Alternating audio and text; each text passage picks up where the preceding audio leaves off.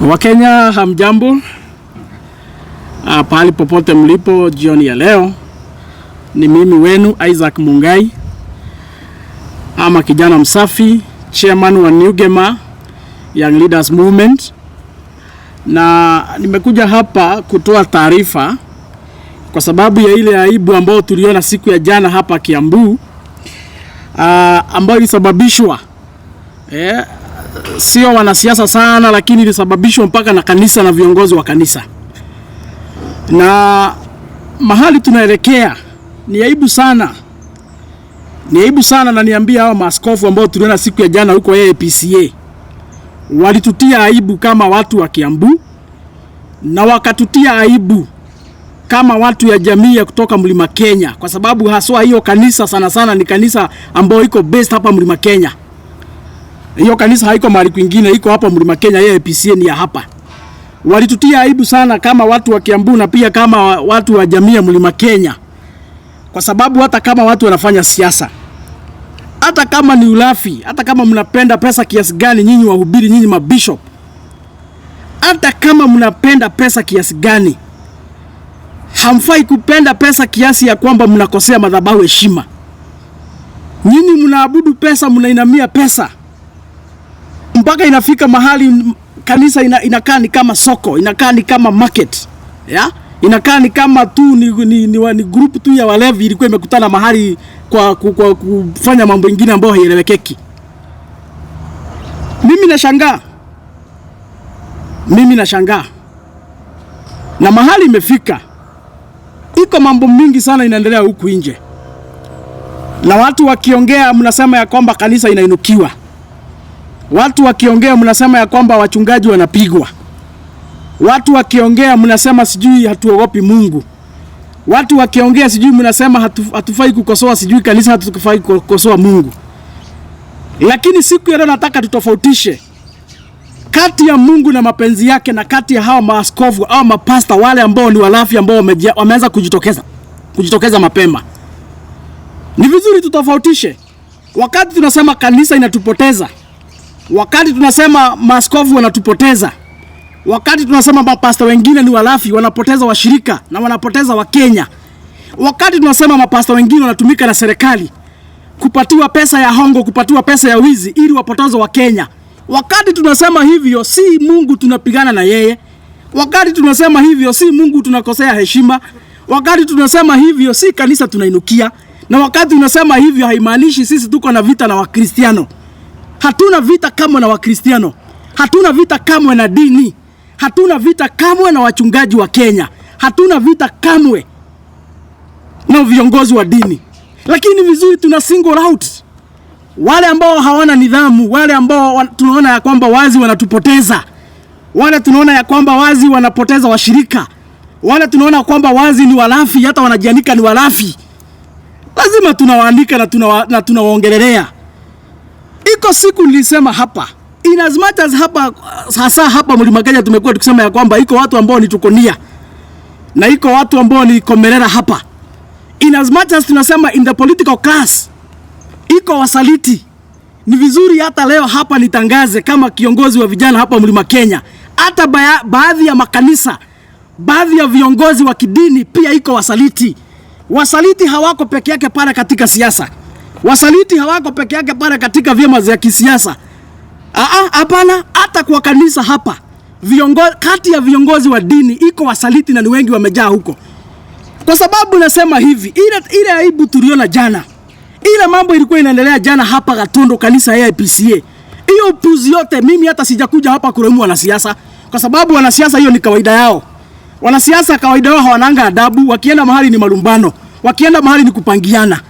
Kwa hivyo hata mimi sijakuja hapa kulaumu wanasiasa, nimekuja kulaumu viongozi wa kanisa, wale ambao walikubalisha hiyo upuzi ikaendelea katika madhabahu, wale ambao walikuwa wamevaa hizo nguo za kidini, wamesimama hapo na kora, wanajiita viongozi wa dini, lakini wanakubalisha upuzi na ujinga na matusi na vitu ambazo hazieleweki. Siasa za pesa nane zinafanywa katika madhabahu. Hao ndio nimekuja kulaumu. Na nyinyi mnapoteza watu, nyinyi mnapoteza jamii, nyinyi mnapoteza waumini, nyinyi mnapoteza washirika, na nyinyi hamsimamii ufalme wa mbinguni. Mnawakilisha tumbo zenu, mnawakilisha familia zenu, mnawakilisha matakwa yenu, lakini hamuwakilishi matakwa ya Mwenyezi Mungu katika yale madhabahu. Nimekuja kuambia hivyo kwa sababu lazima tuambiane ukweli, na hii nchi ni nchi huru. Lazima tunakanga tu tunaambiana ukweli. Wakati tunaona mambo inaenda vibaya, lazima tunaambiana ukweli. Shame on you. Shame on you, wale bishops siku ya jana walikuwa wamesimamia hiyo madhabahu inakaa soko. Kama jana ndio Yesu alikuwa anarudi, kama siku ya jana ndio Yesu alikuwa anarudi, akuje wapate hapo AIPCA Gatundu North mkifanya hiyo soko, mkifanya hiyo upuzi na upumbavu katika madhabahu, angewanyorosha nyinyi zote na angewanyorosha nyote na viboko, angewavurusha nyinyi wote kama wezi na wakora na magaidi. Vile ambavyo alifanya zile siku ndivyo angefanya siku ya jana hapo kwa hiyo kanisa yenu. Angewavuruga nyote na viboko. Nyote angewavuruga na viboko. Kwa sababu ya ile biashara mlikuwa mnafanya hapo. Nyinyi mmegeuza madhabahu ya Mungu imekuwa ni kama soko ya walevi. Mmegeuza madhabahu ya Mungu imekuwa ni kama soko ya wakora, soko ya wanyang'anyi, soko ya majambazi. Ni aibu sana. Hata hiyo siku ya jana ilifanya hata kionekana kama Kabogo amekuwa bishop. Ya? Hiyo upuzi ilikuwa inaendelea hapo jana, ilifanya hata Kabogo aonekana ni kama amekuwa bishop. Kwa sababu ni yeye tu aliona ile upuzi ilikuwa inaendelea hapo.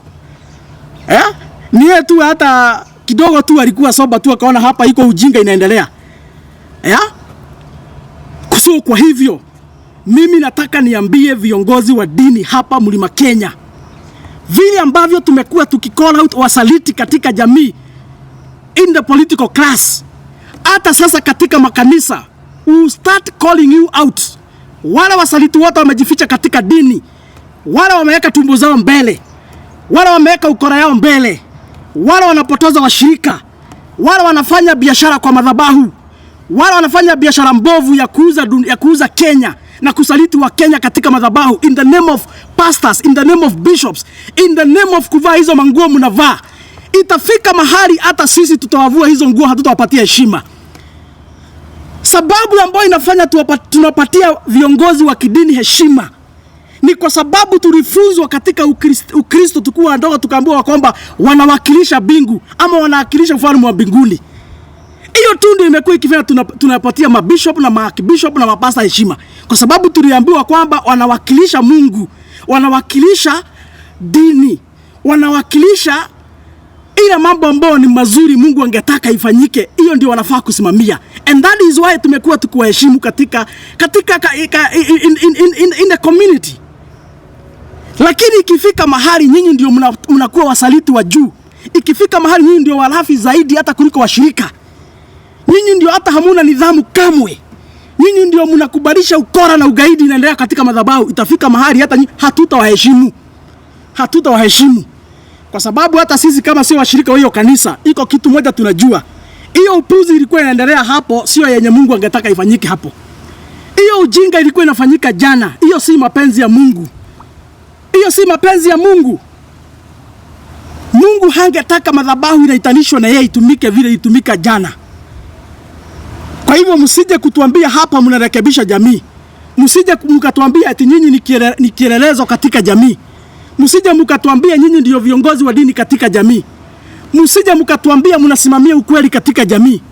Msije mkatuambia nyinyi ndio mnasimamia yale mambo matakatifu katika jamii. Na msije mkatuambia nyinyi ni wakilishi wa bingu katika jamii. Nyinyi ni wakora, mnawakilisha tumbo zenu, mnawakilisha urafi yenu. Hata Mungu mwenyewe atawakana nyinyi kwa sababu ya hiyo mienendo ambayo mko naye. Feel so ashamed. Very ashamed. Feel ashamed kwa sababu ya hiyo ukora mlifanya siku ya jana. Mnakubalisha wanasiasa kuleta upuzi wao huko. Mnafanya mpaka washirika wanaonekana kama waenda wazimu, ni kama walikuwa wamevuta bangi kabla waingie kwa kanisa. Niambie wa Kenya, sisi hatutaogopa.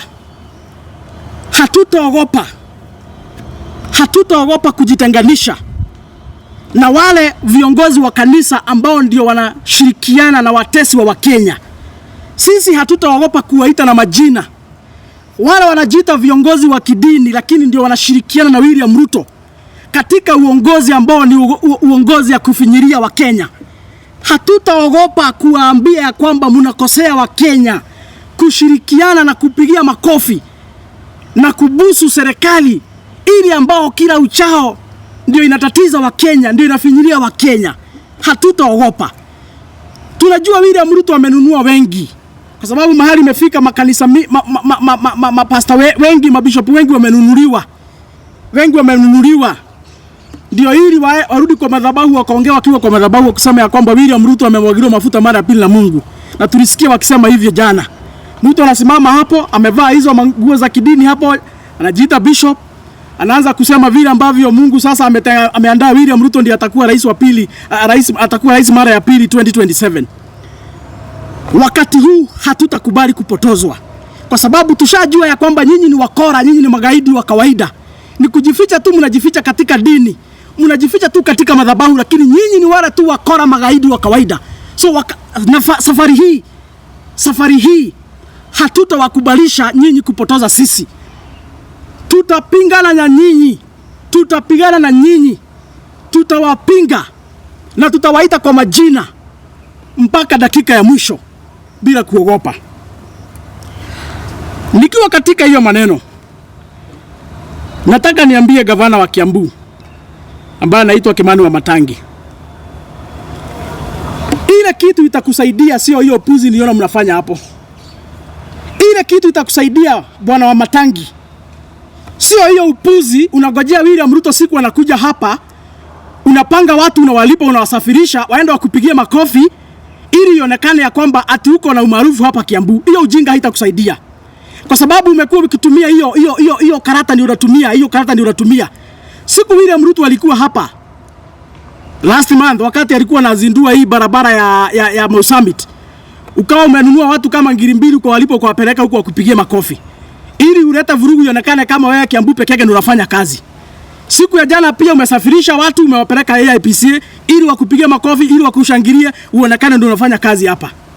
Alafu mnashinda na wao the whole day. Hii siku nyingine ukienda kwako, unafiatua risasi hapo, unaita media, unachukua hapo marisasi, unaanza kusema wanataka kukuua. Wanataka kukuua na wewe mnakula na wao. Wanataka kukuua na wewe kila siku mko nao katika ibada. Wanataka kukuua na kila siku William Ruto anakuja hapa, wewe ndio unamkaribisha katika hizo mikutano. Since last year, wakati William Ruto alikuwa amekuja hapa Mount Kenya tour, siku aliingia Kiambu, wewe ndio ulienda kumlaki. Safari zote William Ruto amekuja hapa bwana Wamatangi, wewe ndio unaendanga kumkaribisha. Wewe ndio unatengenezanga watu, unawalipa waende akakupigia makofi katika mikutano ya William Ruto. Alafu usiku unaamuka hapa unatuambia wanataka kukuua. Wanataka kukuua na wewe ndio mnakula na wao, mnalala na wao, kila kitu mnafanya na wao. Hiyo ukora unajiekelea hapo bwana Wamatangi ya kujaribu kuleta sympathy hapa. Eti watu wa Kiambu kuhurumie. Hiyo upuzi haitakusaidia. Kuja Matangi utengenezea watu wa Matangi barabara. Iko siku walikuwa wamegoma. Na hakuna siku nimesikia umeongea hiyo mambo ya barabara ya Matangi. Walikuwa wamegoma last month karibu yote. Na hatujasikia ukiongea mambo ya barabara, lakini huko na nafasi ya kulipa watu na pesa ya county, waende wakakupigia makofi huko. Hiyo upuzi wa Matangi haitakusaidia. Kuja tengenezea watu wa Matangi barabara. Kuja tengenezea watu wa Juja barabara. Watu wa Wetaithia wanahangaika, hawana barabara. Wanapitia kwa matope, wanapitia kwa mitaro. Wanateseka. Wewe ndio uko na pesa yao ya kutengeneza hizo barabara. Ile kitu itakusaidia ni kukuja Wetaithia, tengenezea watu barabara. Kuja Juja, tengeneza barabara. Ingia Matangi, hii barabara imesumbua sana. Kabogo walikuwa wameitengeneza. Waitito walipokuja akaiweka lami. Wewe ulipoingia wa Matangi hakuna barabara hata moja Kiambu umeweka lami. Kazi yao ni kurukaruka huku na vifaranga na nguruwe huku. Unatengeneza piara hapo, unaleta wamama kwa manyasi the whole day, unawapatia unga moja na shilingi 100, unawaambia iko kazi unafanya Kiambu. Hakuna kitu unafanya Kiambu ya kusaidia watu. Hakuna mradi hata moja unafanya hapa ya kusaidia watu wakaji wa Kiambu wanateseka. Alafu kazi yako tu ni kuchukua pesa tu, unazunguka hapo unanunua watu wa kupigia makofi. Siku William Ruto anakuja hapa ndio umuonyesha kwamba uko na umaarufu. Wacha kuonyesha William Ruto uko na umaarufu ya hapa Kiambu. Fanyia wananchi wa Kiambu kazi. Wao ndio wako na kura ya Kiambu. William Ruto hana kura ya Kiambu. William Ruto hapigi kura hapa. Wala watakupigia kura kama watakupigia ni wakaji wa Kiambu. Hao wenye saa hii wanateseka, wanagoma kwa sababu ya barabara kuharibika na umeshindwa kuwatengenezea hizo barabara. Kazi yako ukiamuka tu unafikiria vile unaweza kusanya watu wengi upigiwe makofi. Hizi piara wa Matangi zitakusaidia.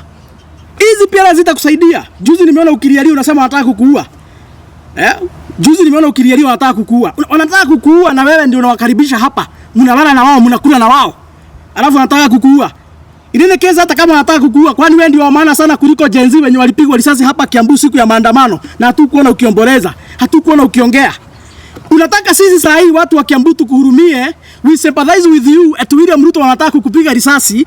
Sisi wakati watoto wetu wameuliwa hapa Kiambu, hapa Juja wakati watoto walipigwa risasi mpaka hapo Kiambu town, karibu na ofisi yako mtoto mdogo akapigwa risasi akiwa kwa nyumba akakufa. Hatukukuona ukiomboleza, hatukuona ukikemea hicho kitendo. Hatukukuona siku hata moja ukiambia serikali kuu ya kwamba waache kutumia nguvu kupita kiasi kuua watoto. Hakuna siku hata moja wa Matangi tumekuona ukitetea wa Kenya hapa, hasa watu wa Kiambu. Siku walikuwa wanapigwa marisasi. Alafu unakuja kutuambia unataka kupigwa, si upigwe. Bora unapigwa na risasi na hao mnakuranga na wao, wakupige tu. Bora hao wanataka kupiga risasi na wao mnakula na wao. Mlishinda na wao siku ya jana. Siku ya kufungua hii barabara ya Mozambique mlishinda na wao. Siku nyingine mlikuwa State House na wao. Bora mnakula na wao, wakitaka kukupiga wakupige. Wao sio wa maana kuliko wale watoto tumeuliwa hapa na hujaiongea siku hata moja. Hii siasa ya upuzi ya Kiambu lazima ikome. Na niambie watu wa Kiambu lazima hata nyinyi mfunguka macho. Juzi tumeuliwa watoto wengi sana hapa kwa sababu ya mgomo ya madaktari.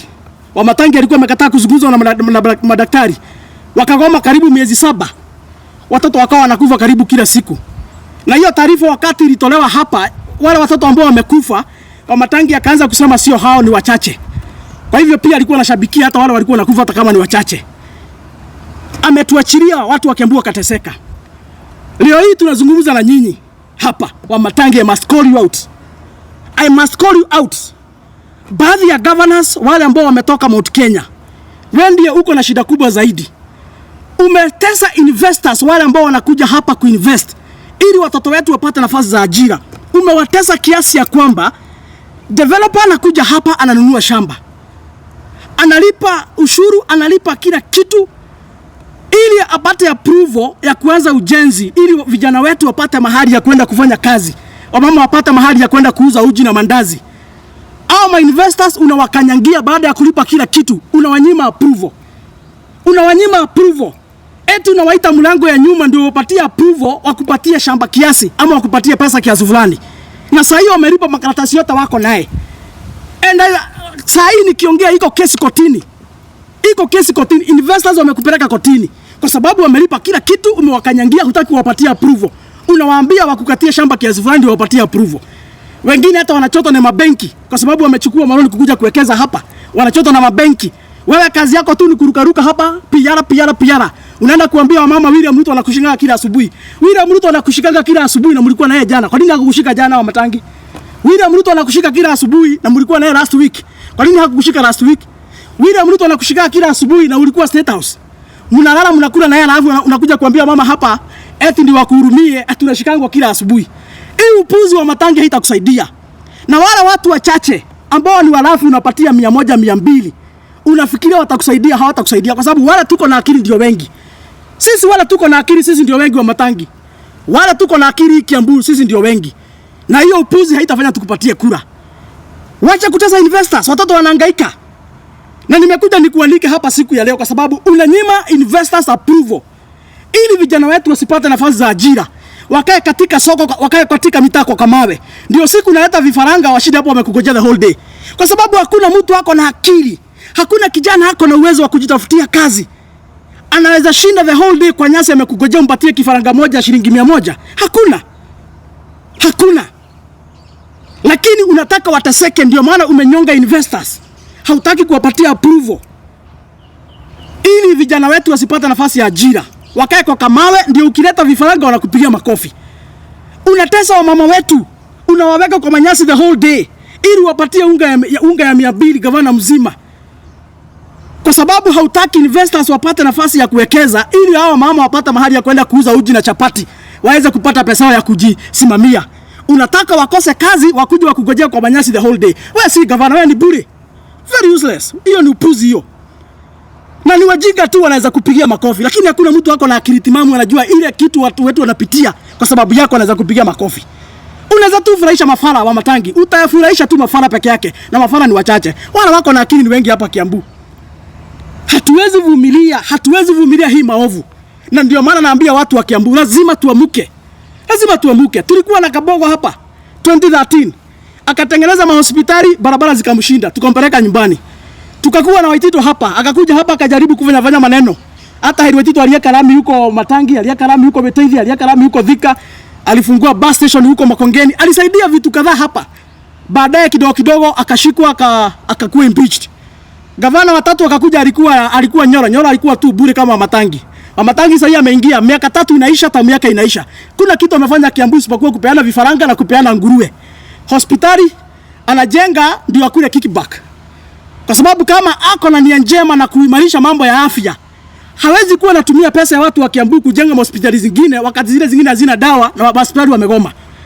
Tumeuliwa watu Kiambu wamekufa for 7 months. Na huyu jamaa analala na anaamuka na hana stress, ni kama hakuna kitu inaendelea Kiambu. Alafu akiamuka anadanganya vile amejenga hospitali. Kujenga hospitali na hakuna madawa na hakuna madaktari, hiyo ni kama kurebesha jeneza my friend. Hata kaburi irejeshwa namna gani, hakuna mtu anaweza tamani kuishi kwa kaburi. Kujenga mahospitali hiyo unajenga hizo unajenga ma structures. Unajenga ma structures ndio kule kickback. Lakini hauna nia ya kusaidia watu wa Kiambu mambo ya afya. Hiyo yote unafanya tunajua. Tunaielewa vizuri. Ndio maana tunasema watu wa Kiambu lazima mjite kamtano. Hatuwezi kuwa kaunti kubwa namna hii iko na watu wengi namna hii na hii utajiri yote. Alafu tunaongozwa na mwenda wazimu. Mwenye kazi yake ni kushughulika vile tapigiwa makofi, vile watu wataimba nyimbo zake na kuwapatia kuku na kuwapatia unga. Kiambu tunataka miundo msingi, Kiambu tunataka maendeleo. Tunataka mabarabara zijengwe na county, zile ambazo ni devolved, zile ambazo ziko chini ya county government.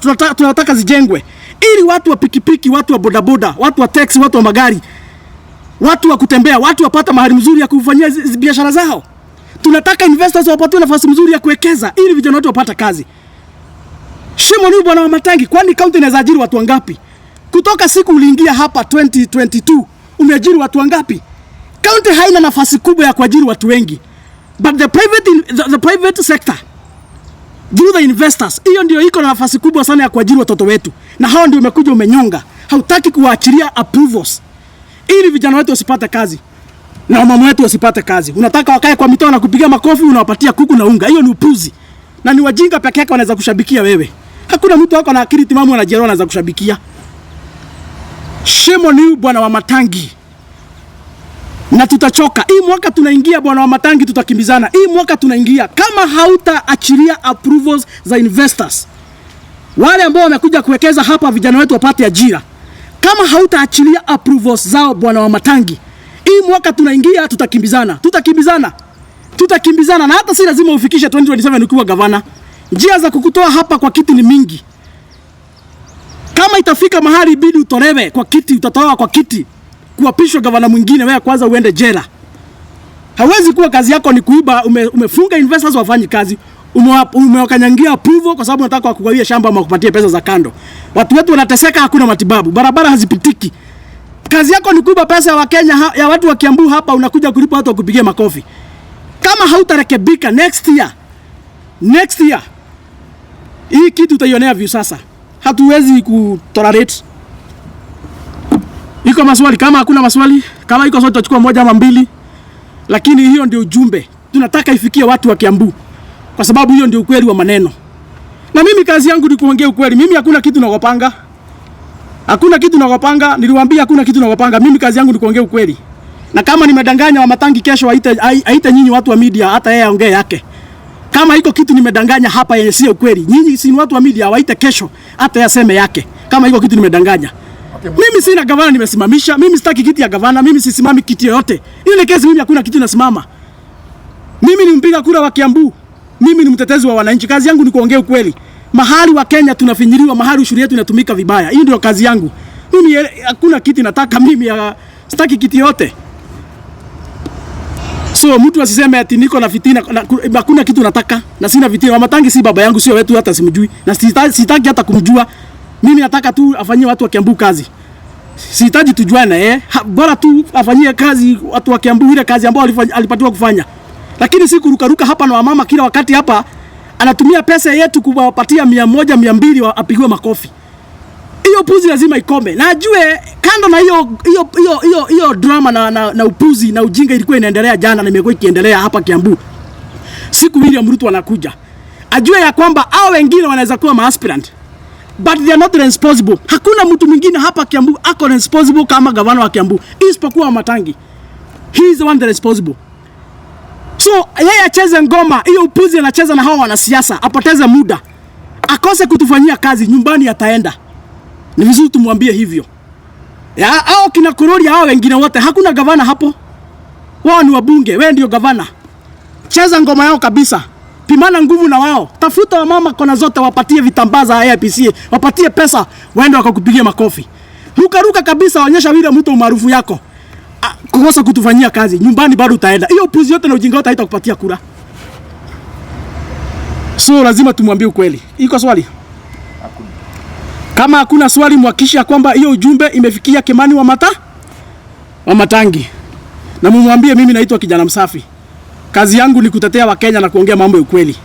Na kama iko kitu nimedanganya, kesho aite nyinyi hata yaongee yake.